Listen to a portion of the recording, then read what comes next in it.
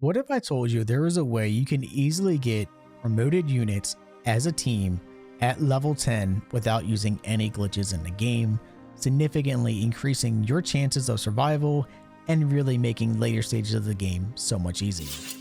Hey everyone, Ronan here, and I recently cleared expert mode and I am now working on True Zenarian. I have a pairing that you can utilize as soon as you get to level 10, which is going to make your playthroughs on harder difficulties so much easier. If you take a look at my Renown, I am Renown level C, which isn't bad because that means I can have my units up to 4 per party. But I cannot promote any of those units until I get to Renown B. And promoted units are so much better because they have more attack points and more passive points, allowing you to do even more damage or utility during combat. If you haven't guessed from the thumbnail, the two units that we are talking about today are going to be Renault and the very first elf that you get. These two units together really help out, and I will talk about the third and fourth unit later on in the video, but these are the two main ones you want to get, and you can get both of them as soon as you save Scarlet. Let's talk about the elf first because she's the easiest to recruit. If you take a look at my map here, after you save Scarlet, you'll have the option to either go to the east or you can go to Elfheim to the southwest. Before you go this direction, I want you to go actually to the southwest and just enter Elfheim. You don't need to do anything else other than go to that area and you will automatically get the elf in your party. She joins after a cutscene, no combat required. Already have a promoted unit, fantastic. Now, Renault, on the other hand, is a little differently. If you take a look at the map here, you have a bunch of these little liberation quests you can do. As long as you have Scarlet saved, after you do 4 of these, it doesn't matter what level they are, as long as you complete 4 of them, he will automatically join your party as well. The reason I really like this setup is because they are promoted units like I mentioned. They have extra attack points and passive points. Without any gear, they'll have 2 base apiece. Let's talk about the elf first because she is the easiest to understand gear wise and when it comes to what she does. So we'll take a look at her skills first because I do want to talk about her valor skills that are very powerful. You have distance swap. This is amazing. It does cost 2 valor points, but this will give you the ability to swap places with any ally during combat, or like on the map I should say, at any time that you want. This is so powerful because if you do make your Great Knight the leader, the distance you can travel is going to be significant. If you have someone that's about to die on their next turn, or they can't hold a base, you can easily swap with them. Or if you want your character to swap in order to fight a boss that you're not near but another character is, you can swap that way as well. It has such great utility. I love it. The second one is Quick Call, the ability to instantly end wait times for allies. This is such a huge boon to your team. On expert mode, items are limited, and even more so for True Zenarian mode, you can only use 5 items per combat, like for the entire map. So this is a great way to help get all your units prepared. No wait time, let them rest, instantly done. Now this brings us to her actual damage kit here, which as soon as you get her, even though I don't have the other skills unlocked, it doesn't matter. Let's talk about the support here. She has the ability to not only remove all debuffs from allies that get hit, but she also heals them as well. Pretty self-explanatory. This will only activate if the ally gets hit, so if they evade, no harm, no foul. This is very powerful, especially early on because it's another healer that will also do great damage. Speaking of that damage, that's when the weapon that she has already equipped, she comes with this weapon that is extremely strong. The extra initiative and magic defense is nice, but freezing thrust is insane. Attack a single enemy and inflict freeze. Plus 25 potency if the user has summoned fairies. The fairies don't really happen that much until you get to a higher level, but you can get fairies from the Primus Edge ability. For the most part, you won't see this proc that often because freezing thrust is just so much better. It does an additional 50 damage and it will freeze your target. That alone should say how great this is. Now, one thing you should do, in my opinion, you can see I only have 2 of these. Well, that doesn't really help me out, does it? What if you wanted to have more options here? So we're going to add another one. So we'll go ahead and move this freezing thrust up here. I have my condition of lowest HP prioritizing the armored, but what happens if there are no armored targets? Well, that's when you can just switch it out and do lowest HP period. Fantastic, good to go. Gear wise for her, I use the Sorcerer's Medallion. This is a great way just to get some extra magic attack and make her magic side a little stronger. I have the Leaf Brooch, which your witch that you automatically get comes with. This is a great way for her to passive heal when using skills. And I gave her a Lapis Pendant, and there are a ton of vendors to get the Lapis Pendants from. If you take a look at my map here, by hitting the X button, you can actually see what vendors sell what. So the Sorcerer's Medallion comes from this town right here. Pretty cheap, not bad at all. The Leaf Brooch you get automatically, but the Lapis Pendant, there are a ton of different vendors that sell Lapis Pendants, but the black market dealer is significant because not only will he sell you a Lapis Pendant, he sells a Carnelian Pendant and a bow that can blind enemies that we'll talk about in a little bit. Let's talk about our Great Knight next.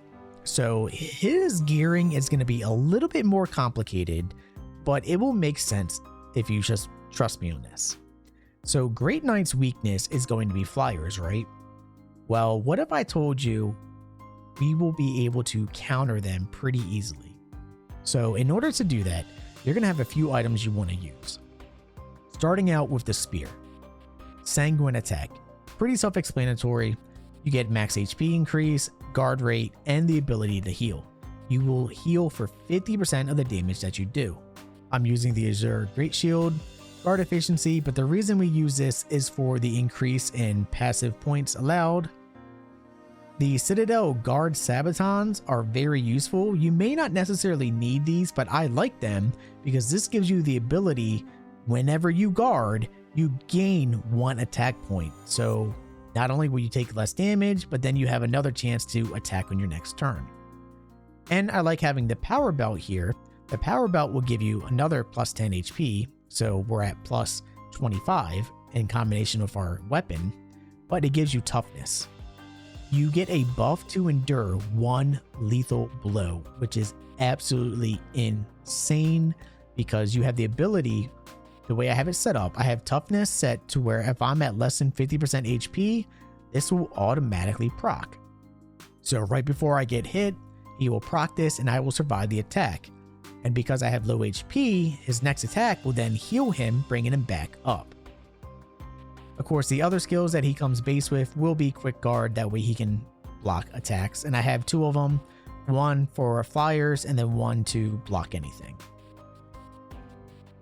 So I hope you understand how it works. Essentially, you have Assaulting Lance here, does the same damage of Sanguine attack, but the benefit for this is when you kill a target that is defeated, like you actually kill them, you gain attack points back.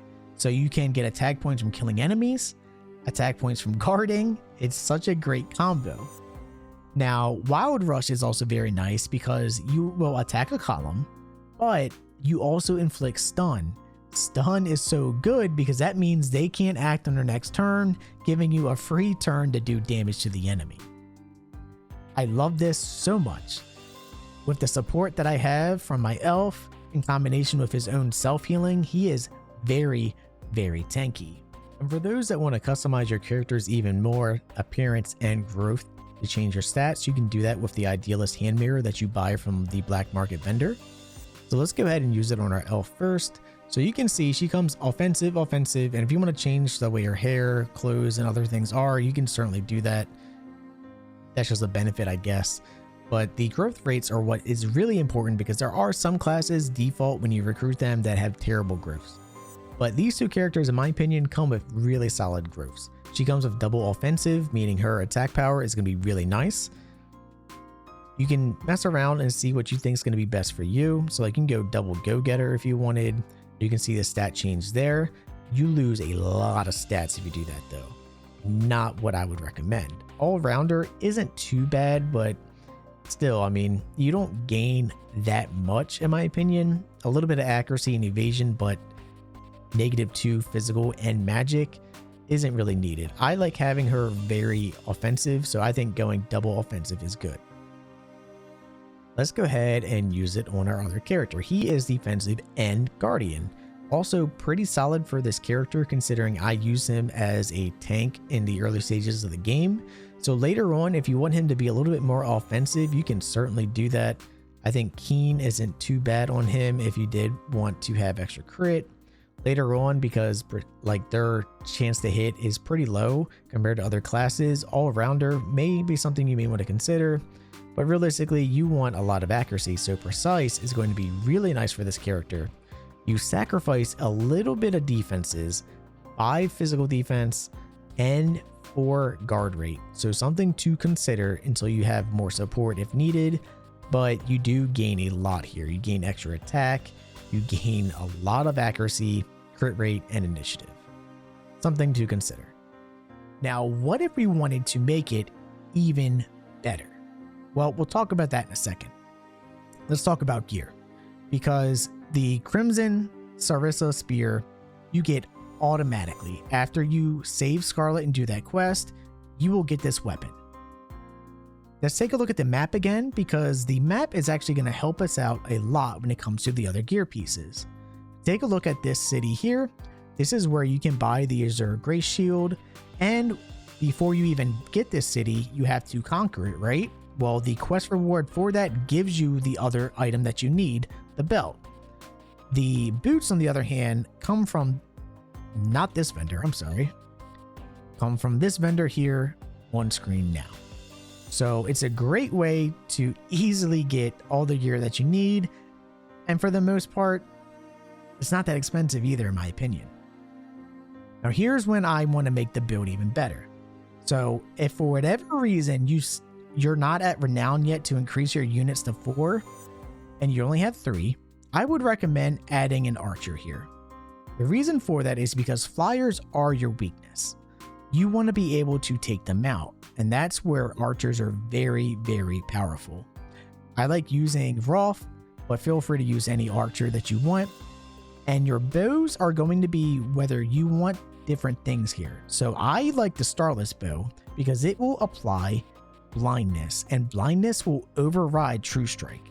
If you take a look at his skills, he has single shot base, 100 physical damage, hit rate 100%. Take a look at Shadow Arrow, 100 physical damage, hit rate 100%. So why ever use single shot, literally ever, when you can do the same amount of damage and also blind the enemy? The other items I gave him were the Warrior's Medallion, just extra physical damage and crit rate, never a bad thing.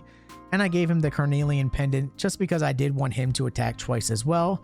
So this entire team setup will all attack twice during combat. And depending on how RNG goes for your Great Knight, sometimes he'll attack 3 or even 5 times if he gets most of the kills. What about a 4th one? Well, the 4th character is realistically going to be up to you and the situation that you need to do. If you want to attack anything else with extra magic, you could add a mage. If you want extra support, you could add something like a druid. But if you just want a character that is just going to make your entire team better, add a witch. And if you feel like you don't have enough heals, add a healer. It's going to be up to you. One other thing I do want to give an honorable mention for, once you do level up your knight here, your Great Knight, he does get the skill at level 15, Cavalier's Call, giving all cavalry units plus 20% attack. So one thing you could do if you do find you want extra healing, but you also want to have someone that can do damage and pair well, look no further than the Jagan of the game, your good old friend, Joseph. So for Joseph, assuming you do add him to the party in order to gain the benefit from the Cavalier's Call that you get from the Great Knight at level 15, the Runic Sword, you have magic attack, you have Slice for physical attack, and you have heal. Slice is great because you will get PP back if you kill the target, which is why I always have on the lowest HP target. I have magic attack to prioritize armored. One thing you can do though, if you want to only attack armored targets with magic attack instead of prioritize, you could simply change it to where it says armored. It's going to be up to you how you set up your skills. For your ranger specifically, I do like having other bows. Viper bow and flame bow are really great to switch on the fly when you need it. If you don't really want the blindness because you feel like you don't need it, flame bow is great because you can inflict burn, while Viper is great when you inflict poison.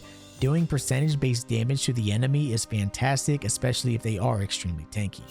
And that concludes the video, everyone. Thank you so much for watching. If you enjoyed, like and subscribe. Thank you for being a member to all my members on screen now. If you want to get shoutouts like them and early access to some of my videos, hit join down below. I'm Ronan, and I will see you guys in the next one. Bye bye.